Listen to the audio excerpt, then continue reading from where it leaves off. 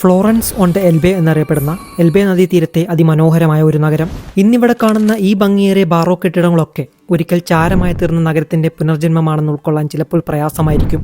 രണ്ടാം ലോക മഹായുദ്ധകാലത്ത് മാപ്പിൽ നിന്ന് തന്നെ ഏതാണ്ട് മായ്ച്ചു കളയപ്പെട്ട ഒരു നഗരം എന്ന് വേണമെങ്കിൽ ഈ നഗരത്തെ വിശേഷിപ്പിക്കാം. ലോകമഹായുദ്ധത്തിന് മുൻപ് യൂറോപ്പിലെ ഏറ്റവും മനോഹരമായ നഗരങ്ങളിൽ ഒന്നായിരുന്നു ജർമ്മനിയിലെ ഡ്രസ്ഡൺ.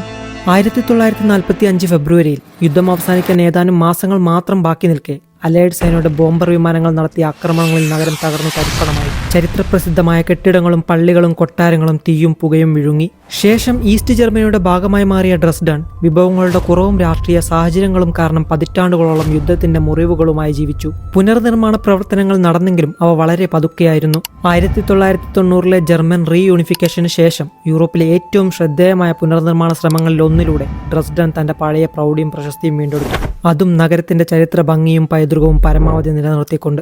അതിജീവനത്തിന്റെ അടയാളങ്ങൾ ഇന്നും ഇവിടുത്തെ കെട്ടിടങ്ങളുടെ ചുവരുകളിൽ കാണാം. യുദ്ധത്തെ അതിജീവിച്ച പഴയ കറുത്ത കല്ലുകളും പുതിയ കല്ലുകളും ചേർത്താണ് പല ചരിത്ര സ്മാരകങ്ങളും വീണ്ടും പണിതുയർത്തിയത്.